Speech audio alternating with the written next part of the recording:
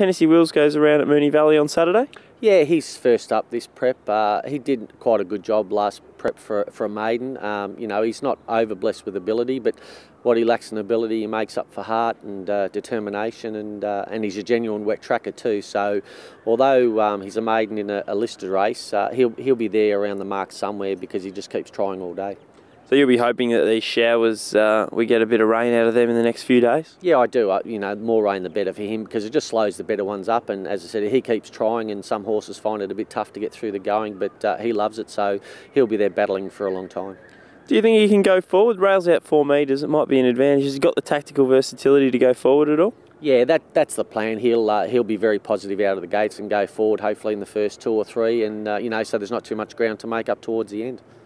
Got a runner next Thursday at Mornington, Von Sebastian, first starter. What can you tell us about him? He's a nice, neat sort of horse. He's by Darcy Brahma. He's having his first start. He's taken plenty of time and still probably looks like he needs a bit of time as well.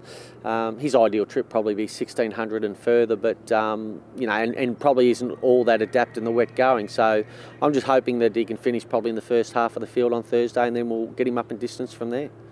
How did Mr. Shard come through the run in his very good run in last start in the PB Lawrence on Saturday? Yeah, look, not too bad. He's a horse, even though he hasn't had many starts. He's had a few injuries and little niggles along the way, so he hasn't pulled up too bad. But we won't be rushing back into his next start until we make sure he's 100% ready to go, because he's had a couple of runs now, so he's probably not that far off producing his best.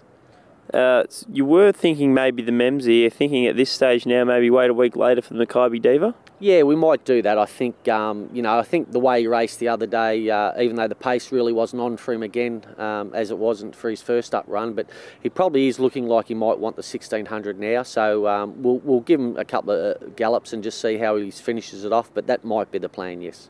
And what about underestimation? How did he come through his run on Saturday? Yeah, look, he felt it a little bit, first up on quite a heavy track, so he did feel it a little bit. Back onto his food properly now, which is good. He did tighten up a fair bit from the run, which is good as well, and most likely he'll run in the McNeil next weekend. But if I'm not happy enough with him, we'll wait another week and go to the Danehill.